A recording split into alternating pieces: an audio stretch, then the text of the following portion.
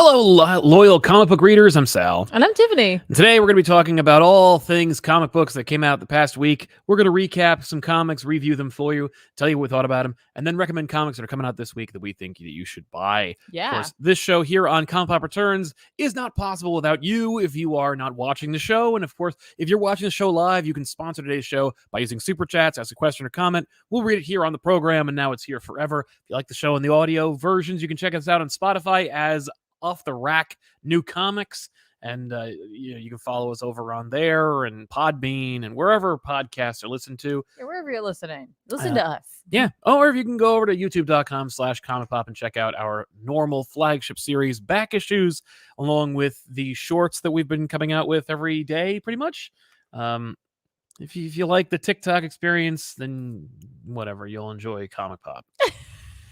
But don't worry, because it's not going to overshadow what's happening, because Comic Pop still does weekly episodes of back issues, as it has been for the last 8 years. And here, it's pretty much the same. Over on ComicPop Returns, Off the Rack, Elseworlds Exchange, and The Good, the Bad, and the Ugly is making its triumphant return very shortly. We're going to be dropping that probably in the next day or so, and hopefully you'll check it out. I'm excited to talk about some comics. It's light week next week, so let's front load it with some books. I'll jump into one. Unless you want to start. No, you know what? You kick it off. I read Eternals this week. You did read Eternals. Because I like this book a lot. Yes. You know what? Plug Eternals for a minute. Talk about how cool the Eternals are. Let's just talk about Eternals. It's written by Kieran Gillen with art by Guyu Villanova. Yeah. I don't know. With covers by Asad Ribic for right now. What a great cover. Great cover. Honestly, great art on the inside too. Yay. Like, just looks I've just really enjoyed the hell out of this book. Man, Kieran Gillen just gets how to write this book, because it's like he's writing it for like the 12 of us who are reading it. And, Gillen not only can write a solid dialogue scene and like weave an intricate story, but like he has characters who appropriately have a bit of cheek to them. He's British, so I feel like I can use that. They're cheeky. They're cheeky. Like the world machine is cheeky. Yes. Like there's a bit of sarcasm there. There's humor there. And honestly, I love the voices he has for his characters. I love having this quote unquote omniscient narrator in the World Machine, and which is just letting Gillen speak through it. I love his voice for Thanos. I know so much. It's just so good. I'm like, how can we get him to write more Thanos? I don't even know, because Thanos is a character for a lot of people who's done. Yeah, he's a little overdone right now, a little bit. But Gillen's just bringing something else to the table. Thanos appropriately fits in with the Eternals. Yes, naturally, or doesn't. Naturally. Yeah. But he fits. It makes sense to have him in a story there instead of just trying to put him in because you need a big bad. Right. You know what I mean? He actually can tell a story that has a lot of meat to it. Yeah. But yeah, when you read things like you're a dilettante pontificating in a salon and release nothing but empty air, there is no poetry in you, and your attempts to pretend we share anything offends me. I'm like, whoa. What a brutal thing to say to another person, Thanos. That's him talking to Druig, which makes total sense in context. If you are a person who's at all, which I have a feeling Kieran Gillen is going to put out this event that's coming up, and a lot of people are going to dismiss it outright, because a lot of people are just done with these types of events. And it's not just that people are sick of the big Marvel comic book event, been burned before, but also because of the nature of how, if you artificially push a character or a team or a concept, your readers are going to notice, especially if you do it at the expense of another. And that's why the Inhumans were largely dismissed, is because of how much Marvel is insisting upon them. Right. And the Eternals, everyone feels the synergy, despite, or really more like the fallout of the synergy, since Eternals did not perform the way they expected or hoped. And now they're just left with a really good comic book. Right, which is fine, honestly, with me. Right. At the end of the day, I'm just happy to have another... these sycophantic, fake Eternal phonies fans who are just, paying lip service to the great movie. Oh, sure. right? No, You just want hardcore, real well, Eternals fans. what I like about this is like Gillen's take on the Eternals is along the lines of Gaiman, where it's like something that, yes, like, you know, it's going to challenge you a little bit here and there, but it's mainly word use where you're just like, do I know what that means? Right. Maybe I want to look that up. Yeah. So there's like an educational value. But it's fairly penetrable. You know, you can just kind of be like, okay, cool. Like you're learning along, like using the world machine as a like narrator and like educational tool, a la like Hickman's infographic pages, which we do see those in these books as well, is really smart. But this issue in particular is setting up for the event between the like it's the X-Men and the X-Men and the Eternals, right? With like the Avengers sandwiched in between. Yes. Now, we haven't seen yet as to why the X-Men are going to be involved yet. But we definitely see how the Avengers are going to be involved because the Eternals have needed to communicate or commune with their gods, the Celestials, and the only current Celestial on Earth is a dead one that is being occupied by the Avengers. Yep. So they need to go there and they don't want to just ask. Yeah.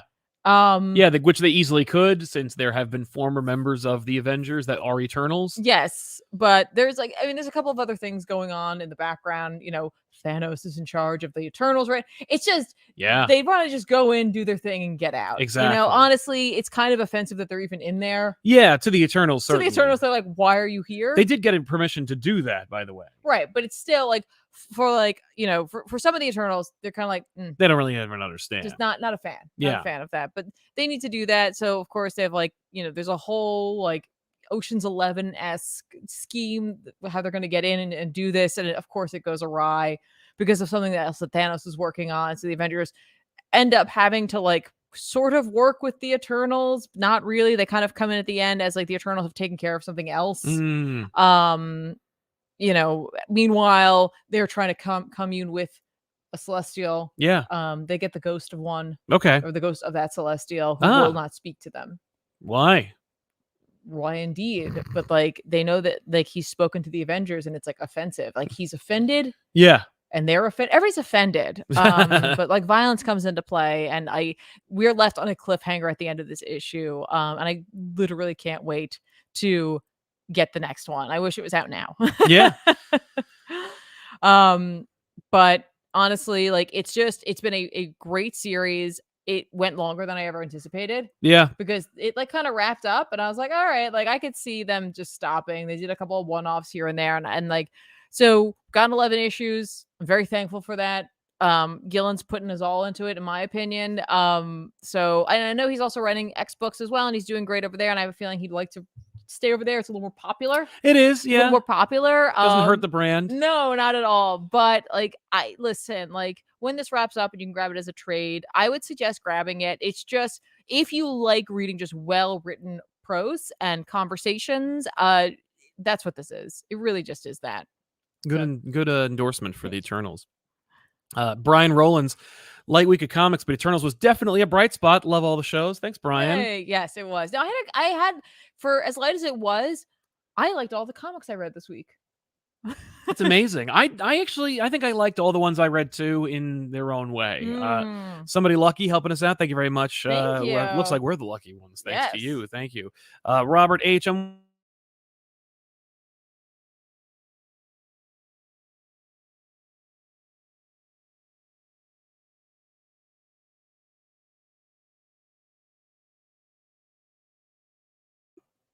There we go.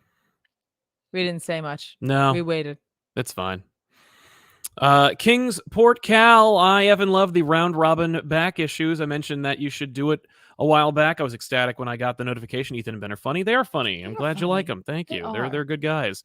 If you're not sure what he means, go check out youtube.com/comicpop. Do that. Dante Cook, perfect timing again, knocking out cardio while listening to you two. Nice. Mine is She-Hulk. I haven't been excited about Marvel stuff for a while, but I can't wait to see female Thor. She looks great. That's true. Yeah, I can't wait for that. We'll talk about that later on in the show. Ray Farr, hi Sal and Tiff. Thanks for the content and all. Where did it go? There it is. And all the hard work that goes into the channel. P.S. Tiffany's streams are so much fun. Long live Jelly. Oh my gosh, thank you. Yes, praise be jellyfish. we on our other channel, on our game streams, Twitch.tv/ComicPop, by the way. we belong to the Church of Jellyfish. Yeah. Lord Jellyfish is our savior. Oh, okay. If you're playing Elden Ring, you know what I'm talking about. Living Freak. Didn't Magneto resurrect a Celestial at one point? Maybe that's their connection to this Avengers X-Men Eternal story. Maybe. I probably doubt I don't know, because something was revealed right at the end. We don't know what it was, but we get like a reaction face as to information given by the Celestial at last. Mm-hmm. And I'm wondering if it doesn't have to do with Krakoa. That'd be interesting. Patrick says, hi, I'm in Love and Thunder. Would you prefer if all black was an MCU symbiote or just the OG comic random black goo that it corrupts him? Love, Patrick. Thanks, Patrick. We'll talk more about it later, but I'm hoping for a symbiote. So yeah, let's jump into some more. I guess I can talk about this for a minute. Batman Catwoman number 11, of course, from Tom King, with Clayman back on art. This makes the most sense. If they had kept Clayman on the whole time, if they just delayed it, because that's the thing. I don't hear anybody talking about this book, and I didn't really hear many people clamoring for it when it first was launched. That cover is spectacular. Every page that Clayman draws in this series is spectacular. The lighting, yeah, the lighting's incredible. The like limited color palette, yeah, it's damn good. No, it's great. The issue itself is fine and hot. It was very. It started to explain a little bit more about Andrea, the Phantasm's backstory and her motivations. It connects Selena with Helena, her daughter, in the future. This one really played into the 3 timelines, maybe more timelines that are going on in this series. And it's just timelines. Yeah, this is one of those things that, again, it's going to read better in the trade, and it's not going to win any new fans over outside of the art if they're jumping on with issue 11. You gotta wait until either you've read it all or it's in trade. Otherwise, I think it's a well-written series. I think the art is spectacular with the random Liam Sharp in the middle there, which is always going to. It will always be. I don't want to call it a stain, because I think that Liam Sharp has an incredible talent. And he produces a lot of really incredible stuff. And there's some really good stuff that Liam Sharp did in this series, but it was so incongruous to the theme and the tone and the momentum of this series that, like, I think it lost a lot of people. And I'm afraid it'll always bring people back out of it. Where, no matter what, you're 5 years from now, you're reading this trade, you're going to go, why did it change so drastically? Yeah. I'm going to say that a lot in this show, but like, this book is good. I think that's true. I mean, it's funny because there are definitely artists working today who have similar styles. They're not the same. It's just, like they either have the same influences or just, similar talents. Yeah. And so when you put those together to do a fill-in, you notice there's a difference. Yeah. But it's not so jarring. No. When you get someone who's very different styling, it's like, I don't know. Yeah. It could be a little much. Agreed. But it is the penultimate issue. There's only one more left, and then we can stop talking about it. Silvery Cricket, I don't know if you read Suicide Squad Blaze. I think it's fine, but doesn't go as hard with the concept as I think it would, or as it could. Well, I couldn't disagree with you more. We'll get into that. Karam Handel, I hope we get a Beta Ray Bill in the MCU at some point. Also, I love your back issues and pretty much all your shows. Thank you, Karim. Thank you very much. Sweet. Thanks for joining us on this show. Yeah. Well, Tiffany, take it away. Talk about Blaze. I was actually going to talk about something else. All right, talk about something else. I was just going to mention that I read this week. I read Nightmare Country. It's a Sandman Universe Black Label, DC Black Label, Sandman Universe. Name of the book is Nightmare Country. Yes. Written by James Tynion IV with art by Lissandro Esthirin and Yannick Paquette. Yannick does a little like fill in for the dreaming itself. Okay. I'm really not going to get into this too much because it's like you probably didn't just pick this up. You think? I'm going to guess. Maybe you did. I don't know. And if you did, I'd love to know how you felt about this, because my understanding is this is supposed to be something of a spiritual successor to the story that's in A Doll's House, which is volume 2 of Sandman. Yes. Much celebrated run. Yeah, no, that is like all the volumes are great. That volume in particular, a little something special there for sure. So like I'm just trying to imagine just picking this up, not knowing that, and I think you're going to get a very different read. I think that's really what it is. You're going to get a different. If you're going read. In cold versus familiar. Versus like being like, oh, what's the Corinthian up to? What's he doing? You know what I mean? Like, what is he doing? Well, James Tynion's going to let us know.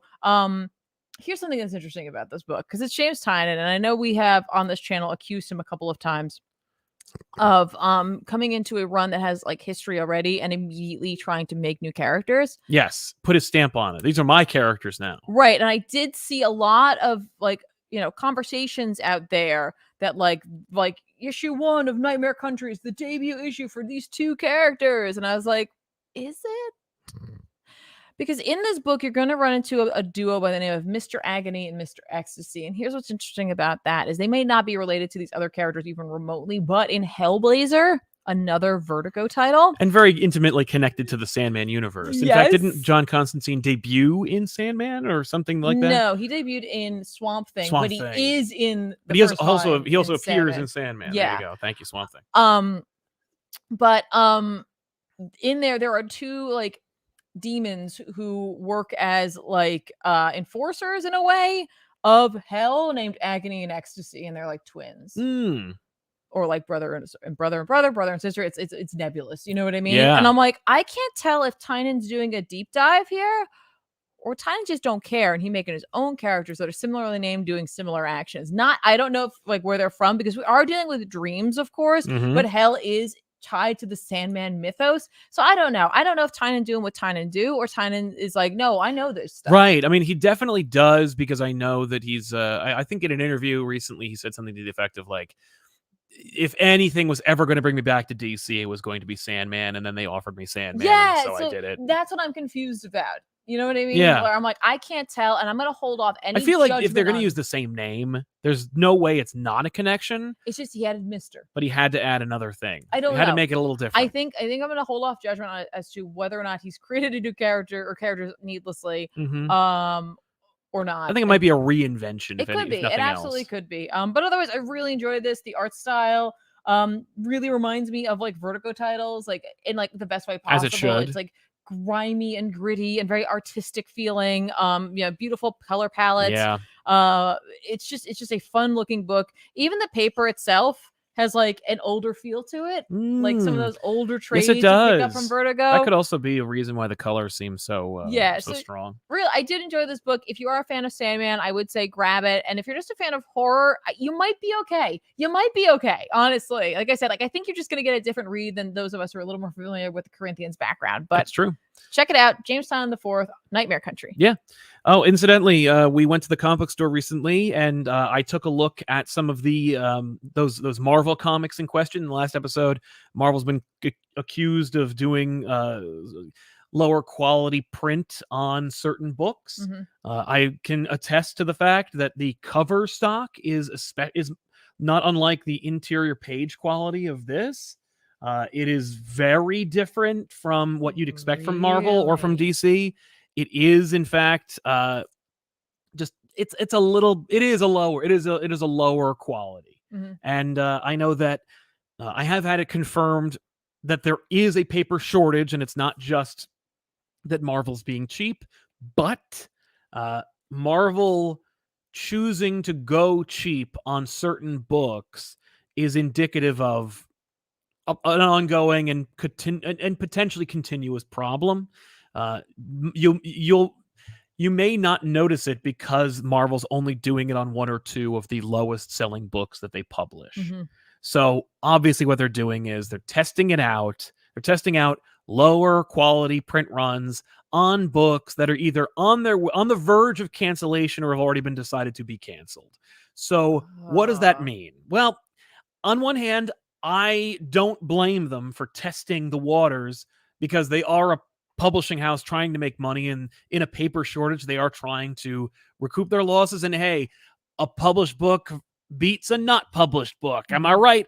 But it is Marvel. And why I say that, I'm making a point of saying, like, I do feel that if they do get away with it, and when I say that, I mean, like, if the audience who's reading that book is upset that they're getting a lower quality book than like a AAA selling title, Marvel will persist. They will continue to publish lower quality books on lower selling books, and that ain't fair. Yeah. And they'll only do it for as long as they can get away with it. So if you have a problem with it, if you do know about it, call them out and do it respectfully, of course. Just be like, I don't appreciate this. I won't be buying this. I don't like, and I will pick up more when you roll this back.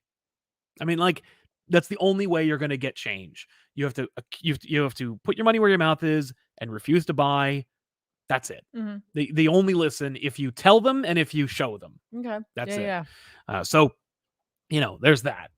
I just wanted to bring that up because it is something that people have been talking about, and it affects us all, or it could affect us all. Yeah, absolutely. What was it? Did I read this one already? Karim Handel. I hope we get Beta Ray Bill in the MCU at some point.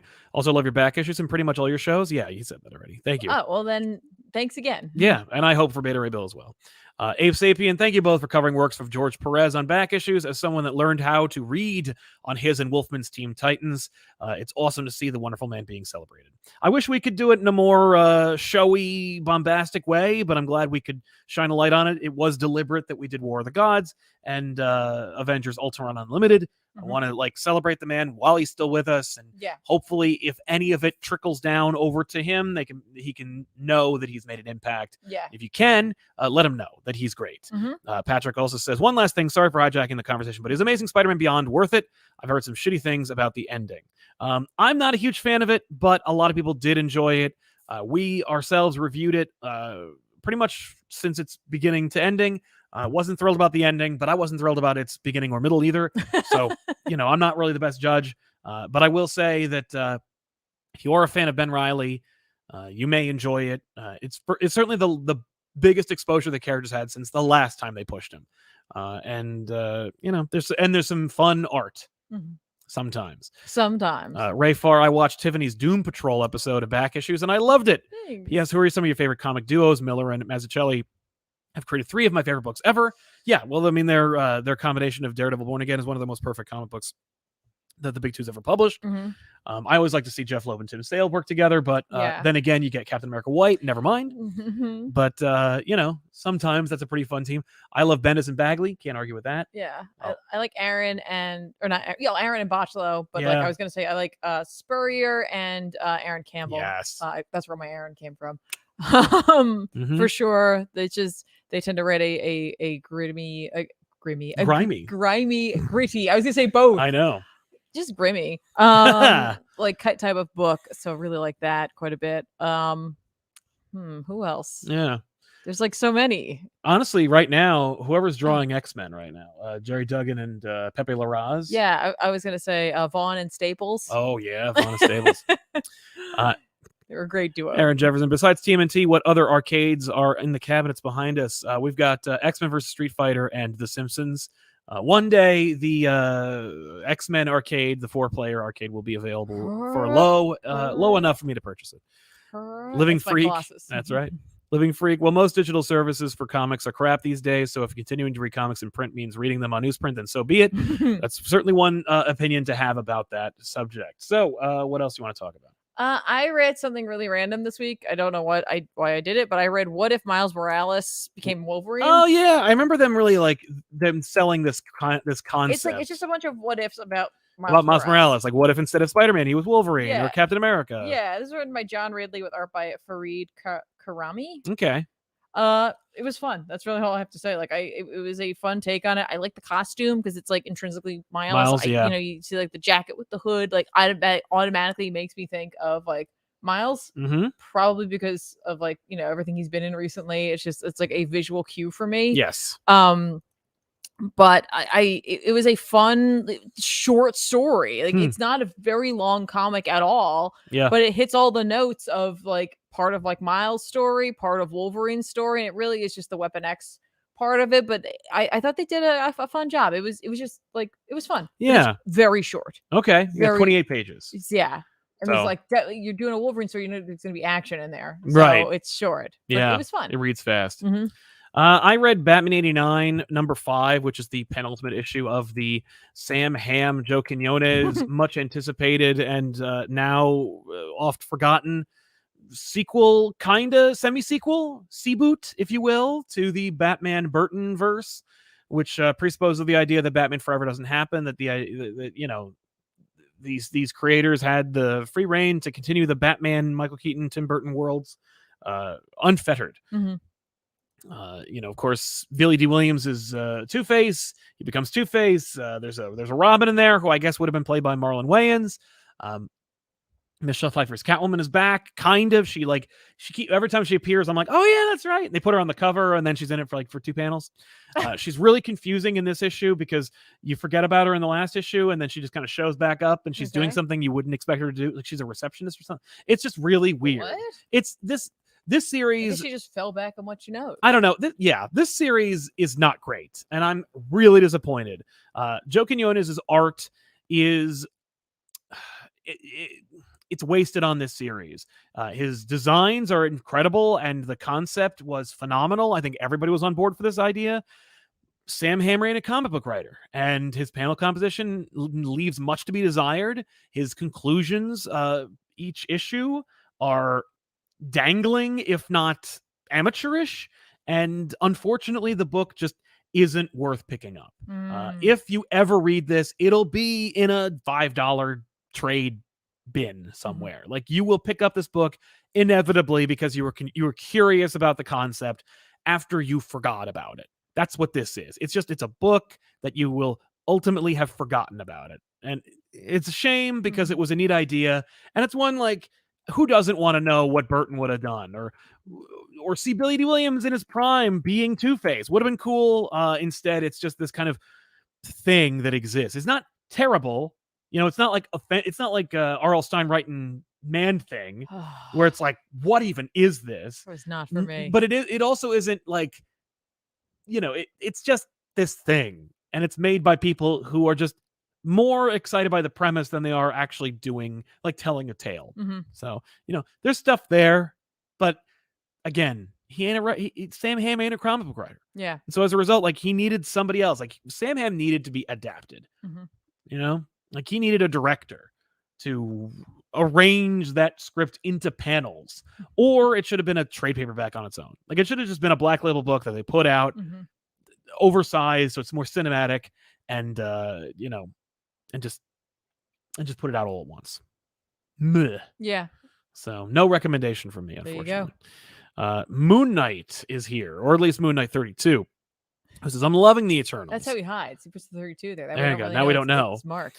Hulk continues to confuse and excite me. I'm enjoying Suicide Squad Blaze, and I enjoyed that Swamp Thing Green Hell book. If they ever release issue 2, keep up the great work. Love you guys. Well, thanks, Moon Knight. I completely forgot about that book. That's that Lemire book. I know. I completely forgot that book even existed. Yep. I know. What the hell, DC? Kingsport Cal, are you excited to rewatch Batman? It's streaming now. I love the version on second watch. How could you rank it? Batman 89, the film changed my life. Yeah, the Batman is finally available on HBO Max. When I say finally, I mean way faster than I would imagine. It's ridiculous. Yeah. I loved the Batman. We loved the Batman. Yes. So I'm excited to see it again, but I'm also not in a rush. I loved it so much. I don't need to see it again right now. But I will watch it inevitably, probably within the next couple of months. No Way Home is available on Blu-ray, and I don't have it. I saw it twice in the theater. I'll see it again. I'll own it and watch the crap out of it. Yep. But again, it's one of those things. I loved it, but I'll watch it soon. And Damien 900, Superman 78 was so much better than Batman 89. I'd say it's pretty much on par in terms of forgettability, in terms of readability. Superman 78 is more of a comic book than Batman 89. So what you got? Blaze, Suicide Squad, Blaze, written by Cy Spurrier, with our Cy Spurrier, because we're friends. No, he calls himself Cy. It's on the front. It says Simon Spurrier and Aaron Campbell. I love this book. I really, really do. It's funny because it's the very concept of the Suicide Squad is very much taking the standard superheroics and turning it on its ear and telling you a darker version of it, right? Or a team of villains is threatened with death, and they're anticipated to die, and they have to go fix things and forced into heroism, kind of. Yeah, right, exactly. And it's Aaron Campbell, or not Aaron Campbell, Cy Spurrier was hey, how can I take that and make it more messed up? This is okay. So there's occasionally, have you ever read something? and you have this thought, and I really struggle with trying to put it into words, but I think I've got it. Yeah. All right. So I'm sure you've heard of this before, where you like a sculptor, right? You look at like a sculpture made out of marble, right? And you think to yourself, how did they do that? Right. Right. I've heard that expression. You've heard sculptures where they like it was in there. And I just removed the stuff that didn't need to be there Yeah. for it, right? Yeah. It's like as though like that piece of art was always meant to exist, and this creative just found a way to bring it forward, right? Yes. Occasionally I read stories and it feels like that story was always meant to be here. Like it's like, oh yeah, of course a story like that exists, right? Like, and even if it's messed up or like, you know, off kilter or whatever, like the creativity and like where the story has like was taken gave me that sensation that I was like, ah, yes, finally it's here. Yeah, like it should have been forever. Right, which is really weird because this story is a little bizarre. It really is. You know, the concept that there is this villain, which we get a little more to that this time around. Like it's I love how like not detailed explained it is. There's not a lot of detail in the explanation of what it is. I was like, good. Yeah, that's fine. I don't really need that. Right. That it's like essentially that's like an otherworldly tapeworm has taken over some being from like somewhere else that's clearly stronger than whatever, and like is creating all sorts of issues, right? But like they have this like serum or whatever that is actually the like waste of this tapeworm thing, right? That like they give it to these convicts, and the idea is that this blaze, in a sense, or like they go out in a blaze, it gives them temporary powers, and it's temporary only because the serum or whatever will eat through these individuals and kill them. Yeah. So it's like a death sentence. And I was like, very interesting take on the Suicide Squad, right? But you also get a Suicide Squad in this. So you get like Harley and Captain Boomerang and even Peacemaker, I think. Peacemaker's in this, of course. And in the last issue, it was like, oh, okay, well, those guys are just gonna be along for the ride. But I was like, you know what? We are talking about Cy Spurrier here. Oh, King Shark's also there. Like, there's a chance these guys are gonna die anyway. And I'm not gonna say that does or does not happen in this book, but like nobody's safe. Nobody's safe in this issue at all. Waller is written amazingly. It is a complete, like, not like it's a Black Label book. So this is not in continuity at all. Right. Superman is in this. There's a really like great little like opening with the Kents. I really kind of enjoyed that. But like, you know, something happens to Superman in this. It's just a good dark book. This is a very dark book where I'm just like, what is going to happen at the end of this story? Because it's like, we're in a very desperate situation at this point. Okay. And I'm like, how are we getting out of this one, Cy? Yeah. I'm looking forward to finding out. But like, I like these, like, I like venturing into the worlds that Cy Spurrier writes. It feels very similar to his Hellblazer run, which, you know, again, was a very like grim and gritty and dark, you know, side to the DC universe. And he just knows how to write it. Yeah. And there's, again, it's something about it that's very charming, but I don't know. I got that sensation of reading this story that I was like, yes, this makes bring sense. this into the world. Yeah. Thank you. Conjure it. Exactly. It's, you know, I think it's only 3 issues since it's a Black Label book. So we're basically 48 pages a piece. That's not bad. Yeah. But great read. Cool. Algie Try says noise. I don't know if he's saying noise or noise. I read I don't normally read this series, but here it is anyway. Superman Son of Kal-El, which is a book that I've just kind of dropped off. Well, I read the first issue. I was like, okay, good for you, John. As opposed to Superman Son of Clark Kent. Right. Yeah, I don't get the motivations or concepts behind like the naming of these things, but this is written by Tom Taylor with art by C. and Tormey, and it features a sequence that a lot of people are talking about it on the internet. John is like kind of coming out to Lois. John, of course, Clark's out, and Lois is like, "I'm an investigative reporter. I knew the whole time." Yeah, there's like no way. Yeah, and he's like, "Oh," and it's like that's it was a great moment. It's like also his mom. Yeah, like there's like you got no, but he feels like he needs to tell her. Yeah, I know, but it's like it's your mom. Yeah. First of all, and again, she's Lois Lane. Yeah, I know. Do you think you've ever gotten away with anything? Right. No. Like she lets you get away with things. But he also mentions, you know. Well, yeah, but like you thought that Superman and Clark Kent were 2 different people because of a pair of glasses, so I kind of figured I should tell you. She's like, yeah, and you thought you got away with eating 5 extra cookies, right? I always knew. I have a journal. Exactly. I write them all down. I keep a record. But yeah, there's I never really bought the like that I didn't buy the romance that John has blossomed in this series, but more I was always kind of suspicious of this fellow that's entered into his life. And then Batman shows up to go like, you can't trust him. There's something going on. And I'm like, yay. Thank you, Batman. Batman showed up, not Damian? Yeah. Oh. He's like, no. Well, Damian and Batman are kind of on the outs right now. The series is... Damian didn't show up to John? No. Like, hey. No, Damian was busy. He was probably on Lazarus Island or something. That's true. Or is doing the alpha, whatever. No, He's doing all kinds of things. Whatever. There's a lot going on. Another event coming on. He's got like a soccer game. Yeah, but it's fine. You know, again, it's not something I'm going to regularly pick up, but I saw some panels. I'm like, all right, I might as well read it. I was like, oh, it's well written. You know, it's Tom Taylor. It's not going to be bad. It's just like, it ain't for me. But it is a fine series. And if you're a young person, hopefully this is a totem that represents the ideals that you strive for and will give you purpose and a guiding light in this period in your life. I genuinely hope that's true. For my case, I'm like, whatever, okay.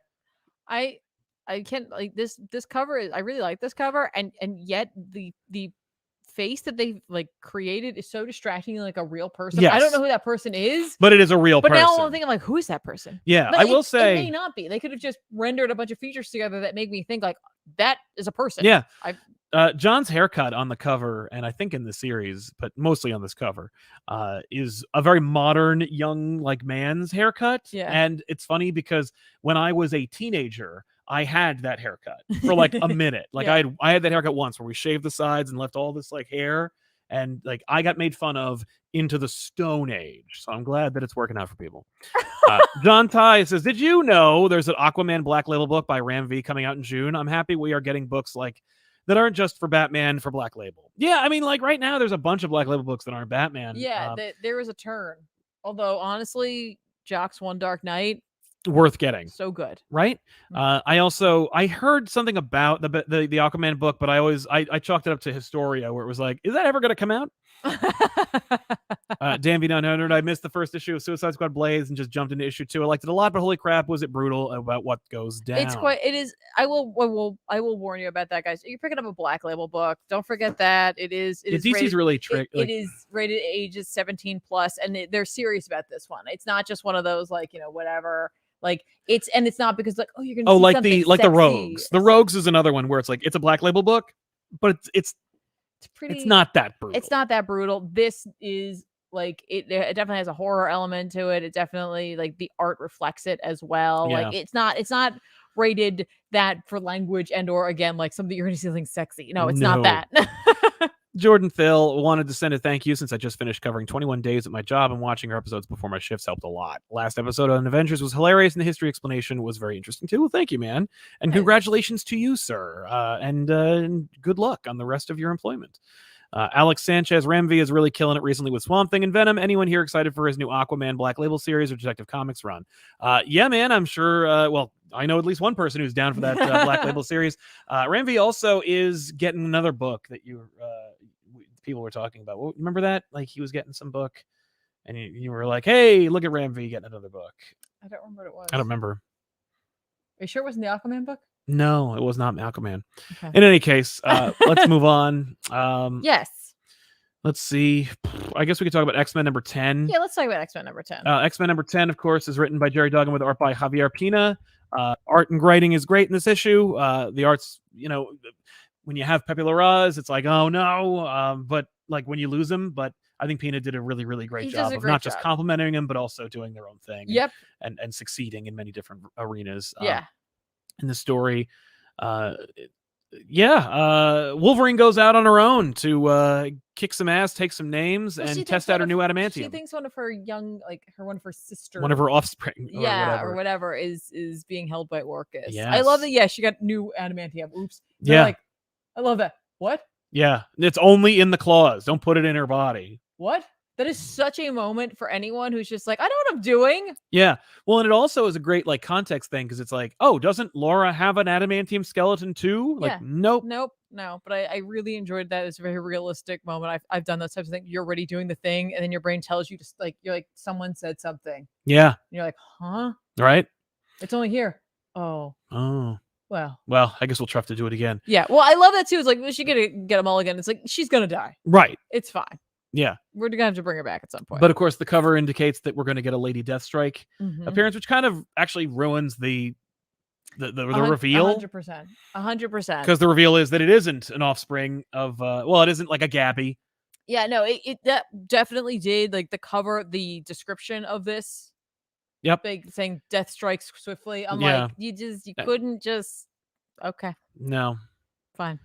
But yeah, so Laura rescues Lady Deathstrike and brings her home. Well, to Krakoa, where she leaves. I loved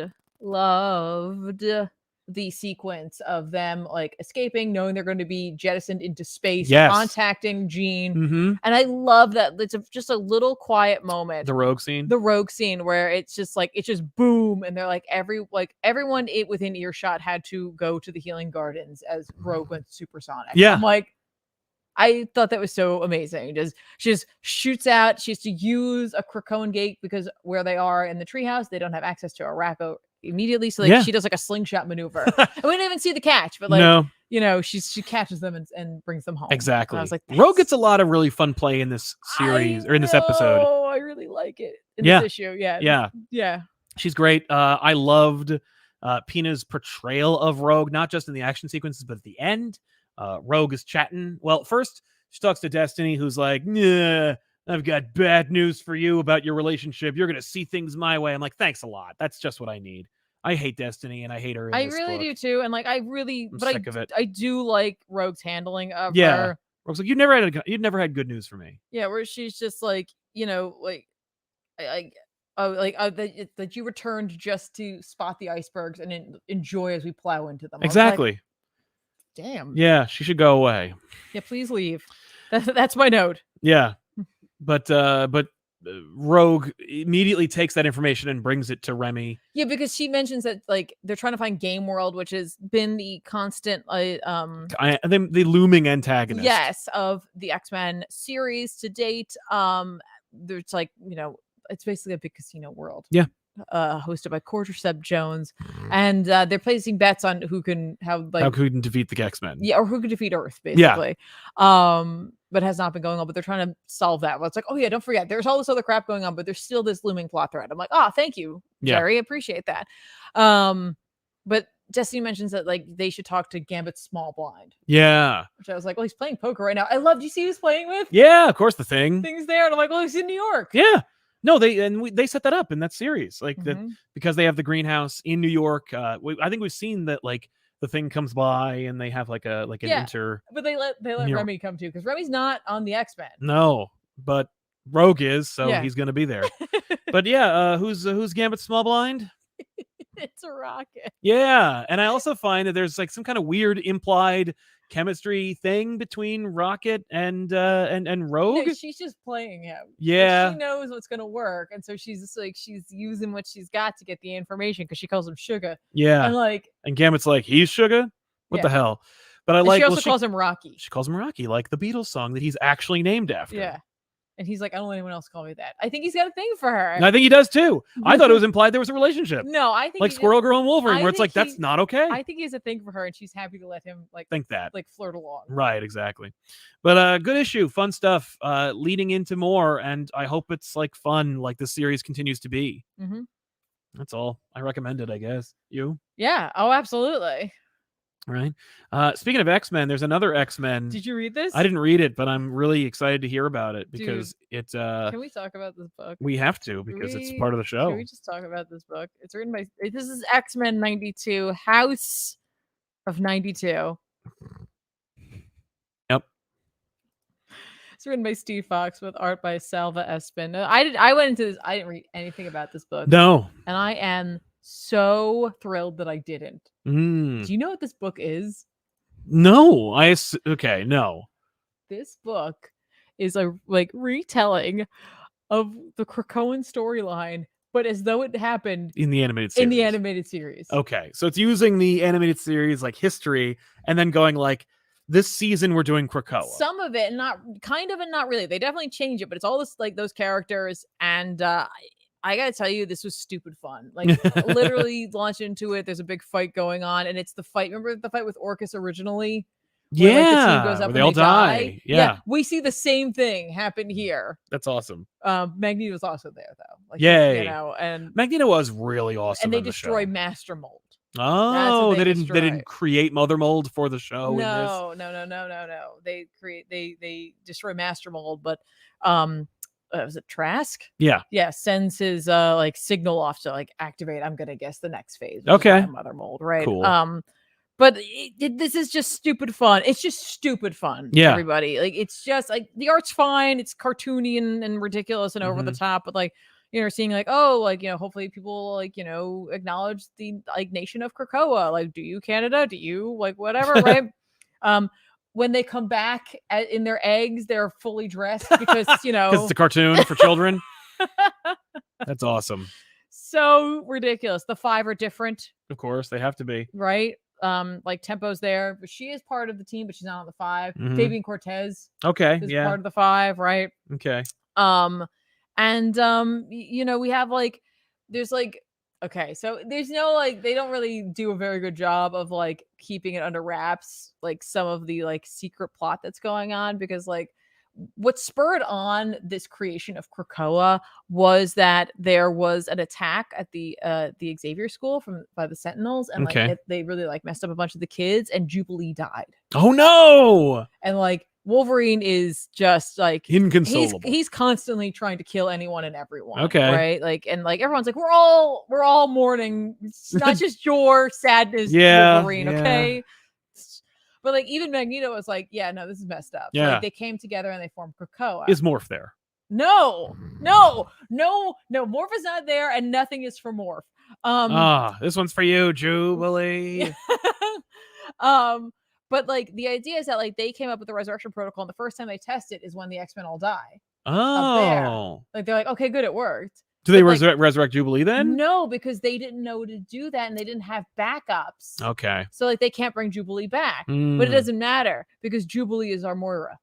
Oh. She has her like fireworks powers, but she's also lived like 10 lives. Oh my God, that's awesome. So like Jubilee's in a bunker with like, you know, chips and video games, just, you know, waiting it out. And like, it's so like stupid. It's stupid, but like I really had fun. It was just fun. I just enjoyed reading this. I was like, especially knowing what happens with Krakoa. Like, knowing those first issues, you get to look at this and be like, oh my gosh, oh, that's this. Oh, it's just, again, it's stupid. Amazing. But I really enjoyed it. Love it. I'm glad it's fun. It was fun. Yeah. Kingsport Cal, just to be clear, Gambit's a pimp. He's never touched Rogue. He can't. Still, she is madly in love with him. I've spent too much money today. Love y'all. Thanks, actually, man. They have. No, they definitely have. They have, and because when they first got married, they used power dampening, like collar, well, a necklace, let's call it that, so that they could have a honeymoon. Yeah. Let's see. Anything else you got? No. Okay, then let's talk about Flashpoint Beyond, the triumphant return of Geoff Johns. Oh, they've got a Beyond? Yeah. Oh, yeah, they got a Beyond, all right. No, they technically did have Batman Beyond originally. Yeah, this has nothing to do with the Beyond universe. I'm just saying, like, Spider-Man Beyond. Oh, yeah. Flashpoint Beyond. Yeah, I don't know. I don't understand the title of this book. Be Beyond. But, yeah, so, okay, Flashpoint Beyond is... Man, you know, on one hand, okay, so it's written by Geoff Johns with art by Eduardo Rizzo. DC is understanding, I think, a little bit better the way to sell a Geoff Johns event as opposed to the way they have. The last 2 times they did, it was the biggest, most important thing ever. Right. And Johns set it all up. This is not set up, and he's just doing a thing. Now, it is happening during Williamson's own kind of like tone set for the DC universe. So wouldn't be a Geoff Johns event in the last decade without it, you know, without being in direct contrast to the other thing. But I will say that Flashpoint Beyond Zero does at least do some lip service towards everything else that's happening. The Dark Crisis is referenced. There's a very tongue-in-cheek reference where Batman has his chalkboard in a bunker that like explains all the things that have been coming out. One was 5G, and it's crossed out as averted. We stopped that. Our efforts thankfully averted 5G. Okay. You didn't, because 5G was just repackaged as Future State, and then Future State did inevitably happen. But whatever. I think he's just really mad that he had to put 5G into Doomsday Clock as a literary reference. But yeah, so the idea here is that like Johns does a little bit of cleaning up, because there was always this question about like which Thomas Wayne is which and how many there are, because like Thomas Wayne died at the end of Flashpoint, but then like there's a Thomas Wayne in the Button, and the Flashpoint universe still exists, and he's like, what the hell? Then there's the Thomas Wayne who goes to the Prime Earth and becomes a villain for Batman, who's referencing stuff, and it's like, what is it? Johns is like, no, that's all the same Thomas Wayne. And after the Tom King run, that character Thomas Wayne was shunted back to his home Earth in the Flashpoint reality. This sets off a chain of events where Thomas Wayne essentially has to reintegrate into his life, but he's also Batman, and he's in this alternate reality that he knows is bullshit. Like, this shouldn't exist. Right. Now, what Thomas Wayne doesn't know, and Geoff Johns, I'm sure, lovingly is suggesting, is that there's a multiverse. It's like, this isn't a timeline. You know? You're not averting anything. You just live here now. There is no fixing this timeline. Right. Though I think there is an implication that it is, because there are unseen forces at work that are manipulating Wayne and other characters in this universe and outside in our own, in the Prime universe, to kind of be like, yo, this is important. What Thomas Wayne is doing is not necessarily of his own ideas, but he is dogmatically driven to prevent his reality, because that's what he did in the last one. So he's like, this reality sucks, bullshit, who cares? He looks up Barry Allen. He finds there is a Barry Allen in his reality. Okay. He goes and kidnaps him and kicks the shit out of him and basically sets him up to be Flash. Okay. But someone messes with the they break the chemicals before the lightning rod strikes, so he just murders them. So Barry Allen's dead in this reality. He will never be Flash. He can't go take Thomas Wayne into the future or into a new reality. Wayne is like, who cares? So basically, Wayne continuously throughout this book is just like, it doesn't matter. And there's a little like writing on his chalkboard, because Batman and Thomas Wayne Batman have chalkboards. And on his, it says everything matters. Mm-hmm. And some people have taken that to mean that Geoff Johns is trying to like suggest that continuity is important. Everything matters. Everything's happened. Right. You know, that's the concept that you should be embracing, DC. Everything matters. Thomas Wayne's whole like motivation is nothing in this reality matters. It's all like fan fiction. You know, so it's like, I can kill people, I can destroy relationships, I can ruin everything, I can become a monster, because this reality shouldn't even exist in the first place. Which I find kind of a fascinating concept, because, you know, Flashpoint was a huge event that sold a lot of money. They made a lot of money for DC.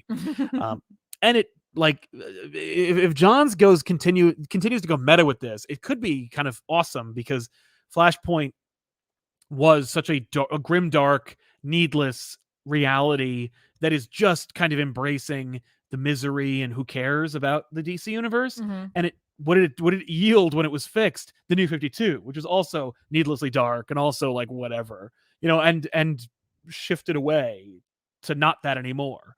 So to return to Flashpoint and to talk about how it's not important and it's really just dark for no reason, it's kind of like, that's kind of fun. So yeah, the art's good. Batman teams up with Marionette and Mime. Oh, because no one's used them. Right. So John's like, well, I know those characters. I invented them. Yeah, they're not doing anything. Even though they're just Watchmen versions of Punch and Julie. Yeah. But whatever. They're fun and they're in it. They're not in it nearly enough. But it's mostly a Thomas Wayne story. Mm-hmm. But there's some heavy suggestions that this is going to be really important. It obviously will not be, because I don't think that Geoff Johns is like anyone's friend over at DC. Right. But they're happy to take the money generated by his name and books. Mm. So here it is. Is that who? Is that Penguin? What am I looking at there? Yeah. Is it John? Yeah. But he's not in it. Oh. I think it might be Barry. The art is vexing. The cover is fine. It doesn't really sell you what's going on in this book. That's it. It's whatever. Okay. Like, it's fine. I'm hopeful for the future. But again, fool me twice, shame on me. So I'm not falling for this. I think no one else should either. Like if you want to know what's going to happen next in the DC universe, I would suggest reading Justice League 75 and The Dark Crisis. If you want to live in a fan fiction reality where the things that matter are the things that Geoff Johns wrote, then you should read Doomsday Clock and then this. Maybe they're gonna like shatter off into like another imprint that's like Black Label, but it's just Geoff Johns. Geoff Johns is the Johnsiverse. I suggested this a while ago. They should finally go Ultimate with DC. I know. They should make an Ultimate DC universe where it's like these, not Earth 2, where like Superman and Batman die. No, those are the universes where Superman and Batman are young and new and fresh and hip. Anyway, Superman's like, I'm never hip. No, and when you try to make me hip, it sucks. Ollie Davis says, traveling to LA in 3 days for a writing job. Well, congratulations, Ollie. Thank you guys for inspiring me and getting me through long work days and the rough personal ones. You guys are the best there is. Well, thank you, Ollie. So are you, man. Congratulations. Good luck. Much luck. Yeah. Have a great trip. Take luck. Take luck and have it.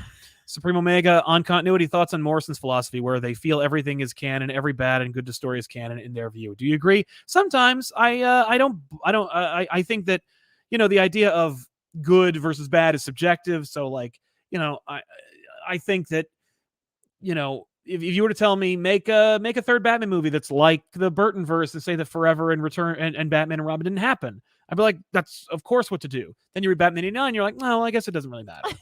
Like, so it's really subjective. But I do think that everything does matter, and especially in that universe.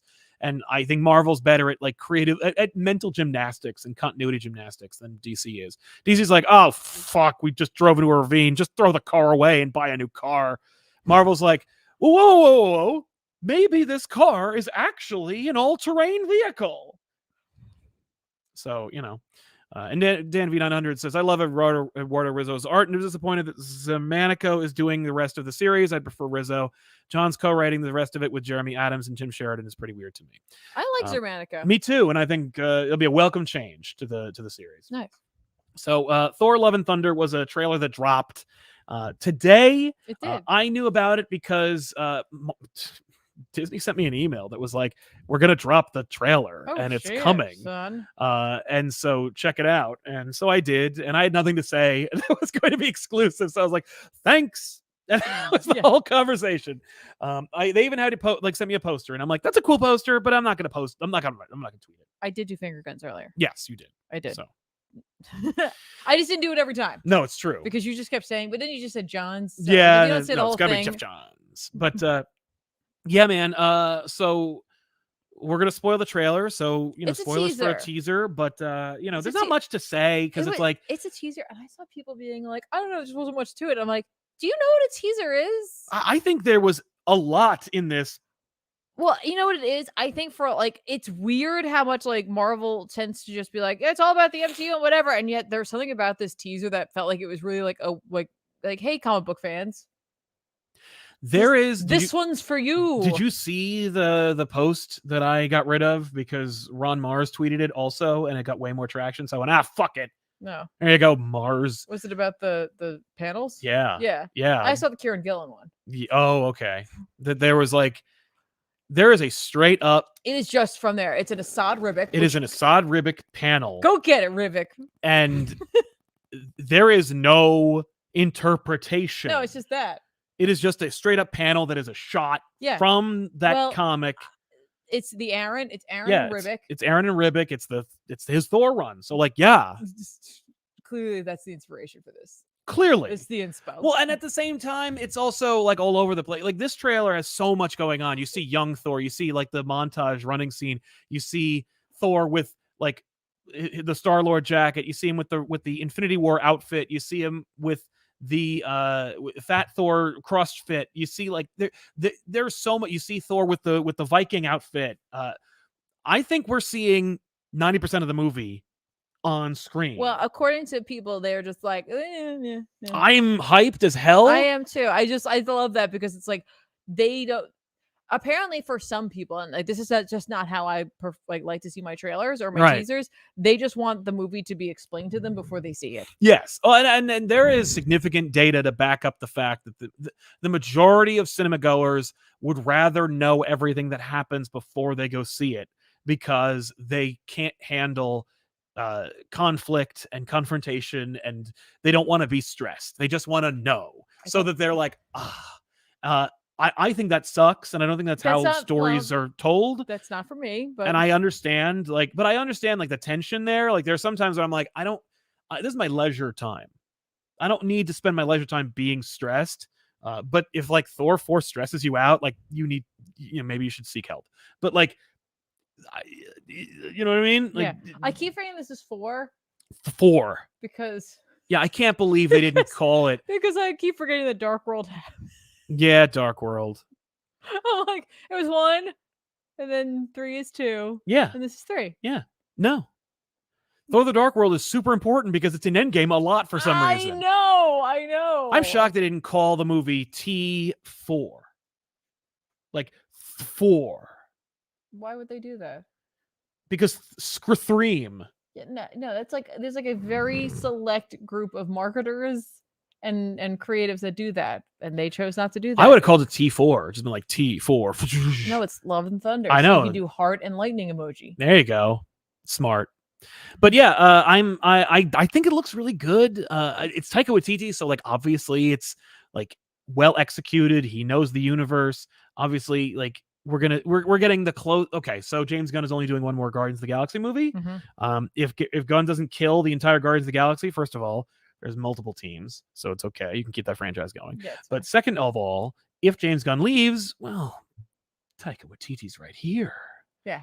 Because if Thor's done, if there are no more Thor movies after this, and I highly suggest they don't do that, because I think the 5th Thor movie should be called the Thor Core, and it should feature all the Thors. Mm-hmm. And I have a theory about this movie, but we'll get into it. But Taika Waititi should do Thor, should do Guardians of the Galaxy 4, if they're going to do one. Yeah.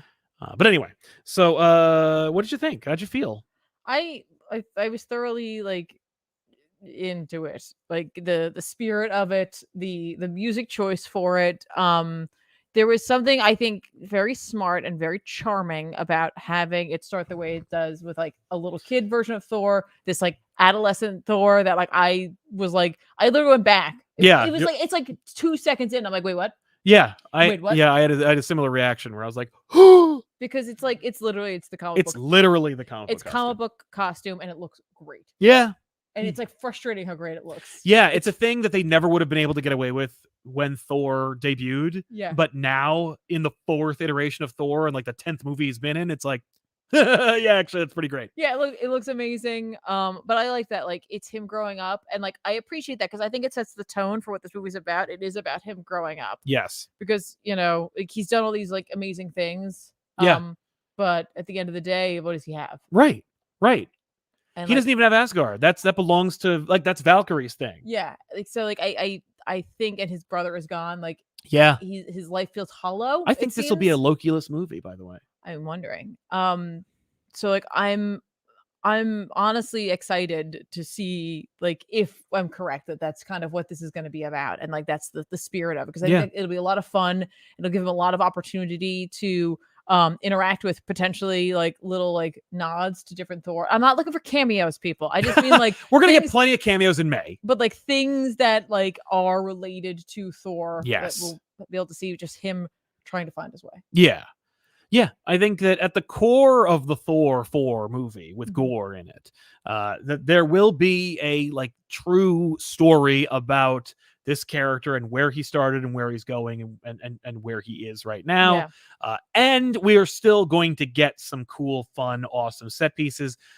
The scene where Thor is cross training with the chains, I assume that's like a dead Watcher or something. It's just this massive skeleton. It could be anything. It could also just be a panel from the Thor run. I don't remember, but I was gonna say it could be anything because it's clearly like some mythical creature. Yeah. I thought it was mythical creature. I thought it was a big alien, but like it could work either way. Yeah. But we're seeing, obviously they showed us Zeus in this movie. Yeah, like literally I was like, lightning bolt, Zeus. Yeah, Russell Crowe. This is not entertaining. Do you think he'll say that? I think he might. Here's the thing: he's gonna die because Gore is going to slaughter all the gods in this movie, right? Which I think is kind of fun because, like, if Asgard had been preserved if Odin had survived. They'd have a lot to worry about when it comes to Gore. But right now, the Asgardians, they can kind of slip by. Yeah. Unless Gore goes to Earth to destroy them. Who knows? But he's like, I've heard not to go there. Yeah, I should stay back. Ba, ba, ba, ba. Yeah, Okay. yeah. What happens? Like a white vision, and Doctor Strange is like, I guess I'm here. Am I an Avenger? Call Spider-Man. Who is he anyway? So I love the coloring in this book or in this movie. Yeah. The shot composition. I mean, obviously it's a teaser. It's only 2 minutes and 30 seconds or whatever. They're showing you gorgeous shots, but good looking shot list. Yeah. And again, I don't know what order this movie is in, and I don't know what's going to happen. No. And that's great. I like that a lot. And honestly, I know they're going to put out more trailers, more in-depth trailers, but I could stop here. Yeah. And I'm good. And I'm absolutely good more. because I just want to see it. Thor 4 with Gore. No more. For me, it's all about the end reveal. I was it was this trailer was bookended for me because it was the hype of first of all, I love that opening shot, but that costume, hey, comic book stuff. And it ends with comic book stuff. Right. Straight up comic book stuff. For me, that last shot felt like they were going to save it for another trailer, and Marvel went, no. Just put it in. Because it doesn't fit. It doesn't fit in the tone of this trailer. No, and then and by the way, it's like a post credits to their teaser. That is exactly what I think they just. I'm gonna guess they were too many people are going to bitch about it not being in there. Yeah, they're like, how could you not do this? And it's just hold on, it's just a teaser, fine. Yeah, she looks incredible. Yeah, I know that she did some lifting. Hemsworth did some lifting too. I believe the parlance is yoked. He looks like a triangle. He's bigger than he ever was. He's the guy I love when I see. I think Tom Hiddleston does impressions of Chris Evans talking about Hemsworth. Yeah, where he's like, "Oh my god, you're just so hot. You got so many. How do you get this muscle though, man? I got all I got the same trainers. I'm eating all the eggs, but you got this muscle right here. How'd you get that? Oh my god." But yeah, man, Hemsworth is just once Evans gets big enough, it's then I'll just get a little bigger. Yeah, just a little bigger. And I think this might be Hemsworth's last movie. So Marvel movie. So he's I'll be the biggest I can ever be. Yeah. And then I'm going to stop because it's I'm going to fuck myself up. I saw in the comments here that someone said that the little boy is played by his one of the Hemsworth kids. Oh, that's such a nice idea. I was good for him. That's cute. Well, that's you know the Easter egg about Dark whatever the hell, the second one, because he comes back. He goes to Asgard. He comes back, and then the post credits is that he comes back and he kisses her. Yeah, he smooches her. Yeah, Natalie Portman couldn't be there, so Hemsworth was like, "Can my wife stand?" Oh, that's in right. That's right. It's oh, that's good. That's really sweet. But yeah, man, Natalie Portman looks great. I think the mask is CG. Could be. I think it is because it's metal. And it's we can replicate that really well. Yeah. And also because she's only going to wear it that one shot and it's going to take it off and be well, it's also in the comics, shiny to a level that would honestly wreak havoc on camera. On lenses. Yeah. Because it's first of all, you're going to catch everything. And second of all, you're going to see the whole crew. Yeah, that's true. Yeah. Yeah. So it's probably okay. Maybe Return of the Jedi Vader, where it's I can see all of the spotlights. Yeah, so it's your choice is to not make it look like it does in the comics or to CG it and be hey, it's the fact is it's just cheaper and easier. I'm sure it is. But she's also blonde. That's kind of fun. I'm here for it. But she's also because up. She's got some big ass arms. I'm good for her. Oh yeah, all patched together. Yeah. I don't know how they did it. Because that's the thing is that they can adapt the Aaron run, but they're gonna have to really adapt it because that history ain't there. And Mjolnir was destroyed. She takes Mjolnir. She doesn't fix it. She uses science this time. Right. She fixes it with science. Yeah, I think it was broken on Earth, so I guess that's possible. In any event, it is a great trailer. Terrific music choice, and I don't know what's going to happen. Yeah. I can't predict it. They're showing so much. It's practically this trailer is suggesting that Guardians of the Galaxy 3.5 is this movie because they're in it so much. I feel they're just gonna be at the beginning. I think they're getting 8 minutes of Guardians. I think we're front loading Taika Waititi's demo reel for Guardians 4. Alliance movie, which I'm fine. Which, I'm please. completely okay with that. I am excited. I hope that they're in not too much because I do want it to be a Thor movie. Yeah, I don't want to be But I am overshadowed. looking forward to some like Star-Lord, Thor interaction. Yes, back and forth there. I'm looking forward to that because he doesn't really fit in with them. And Star-Lord definitely likes things to be about him. And he's like sad, not sad. We'll see where that's at. He's gonna be really sad. Yeah, we'll see. He's thinner. We'll see. He got we'll that Bowflex. See if someone isn't taken out someplace. I don't know. Yeah. Theories about any cameos that are going to be in Thor 4. Does this trailer suggest there's going to be anything else in So this? I know there's definitely going to be something in there because it's already been pointed out, and it was definitely a shot that stood out to me. And like, hey, I'm fine with this. I don't want to know, but like, there is a shot when like they're like clearly they're leaving. The Milano's leaving. Yeah. And they're looking down, it's Thor and I guess Gore. Yeah. And there's like, no, it's what's his name? Oh no, it's Korg. It's not Gore, it's Korg. And there's something missing. The shot is Thor centered, and there's nothing on his left. And I'm like, okay, there's another character. Who is it though? I don't know. I really want Beta Ray Bill to be in Me this, too. even if it's just a post credits. Yeah. I mean, based on the post credits for Eternals, you can just shunt Beta Ray Bill into the post credits and no one would bat an eye. I would love for him to be in the movie, but I would also like post credits indicates that maybe we'll see him in the next movie. That would be fine with me, honestly. Like, I would be okay if Thor 5 was, which they could do my numerical thing where it's just Thor, but the 5 is the S.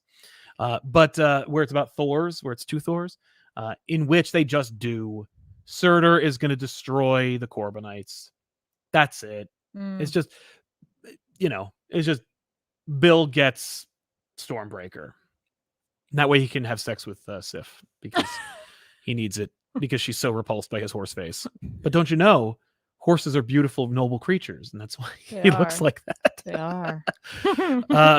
Cosmic Reader, hi ComicPop. Hope you have a good Easter or had a good Easter. We did, thank you. Hopefully you did too. By the way, hope Marvel doesn't shy away from the aspects of Jane Foster using the power of Thor to keep away from chemotherapy, because to me that's the most interesting aspect of her story. I think they're going to do it. That would be interesting. Like he's been away. Yeah, she missed it. Yeah, he missed it. Ray Farr, I love how John's Coast City Unite moment in your Sinestro War video fell flat. P.S. Where does Geoff Johns' finger guns come from? Well, we explained it already in the last episode, but it's basically just that, hey, he's a go-getter. Geoff Johns. I'm Geoff Johns, and I'm here to help you. Let me give you my card. Sean Conwell, love the MCU cosmic aesthetic in movies like this, especially seeing Olympus as another cosmic alien realm and a return of the Guardians, Korg, etc. Yeah, the fact that Olympus just looks like Asgard did in the first movie is like, that's kind of fun. Like, good idea. Adam Thenhouse, superficially, I didn't like the pointy helmet for Jane, but it grew on me and I missed it in her reveal. Hercules cameo, keep them lights on. Yeah, Hercules is an Avenger. He should be in this. And it'd be a great idea to freaking cast somebody fun. Well, yeah, especially if we're going to deal with Zeus. Yeah.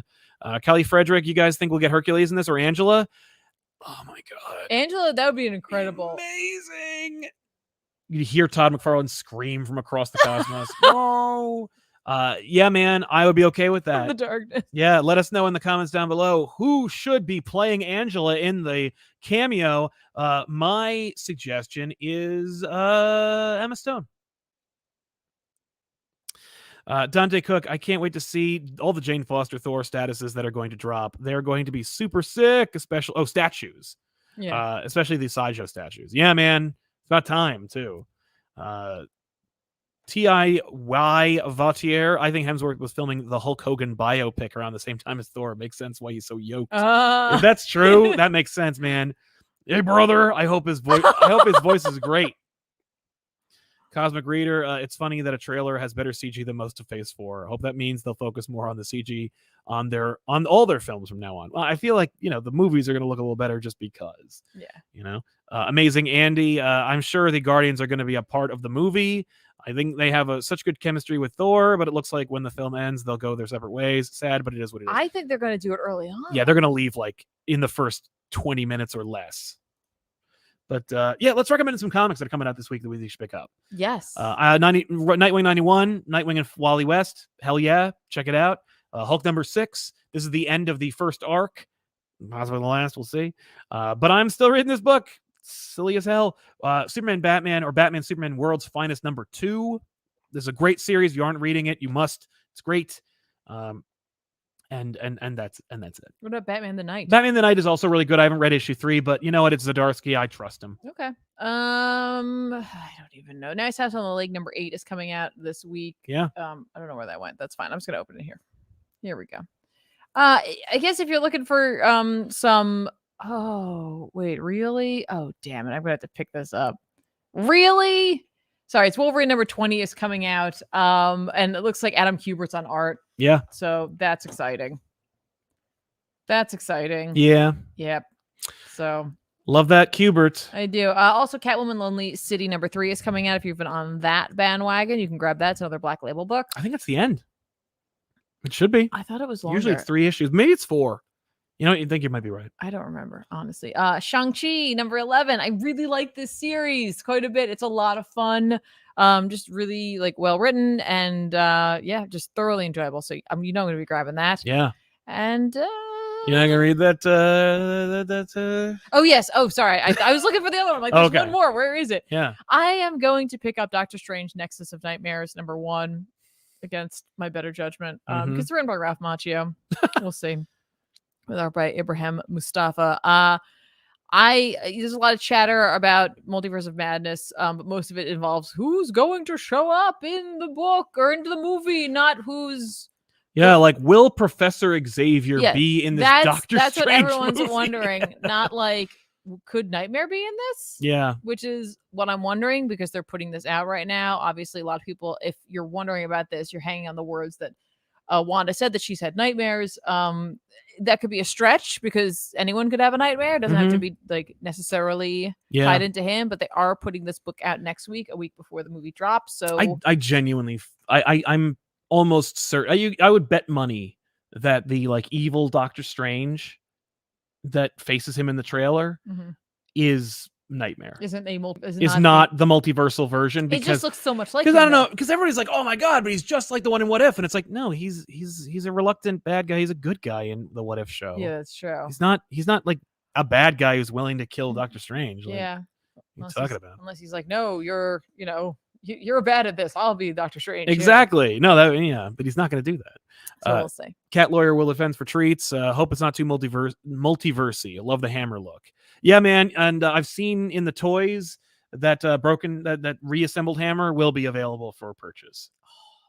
I wonder if it has light too. It does light up. Oh.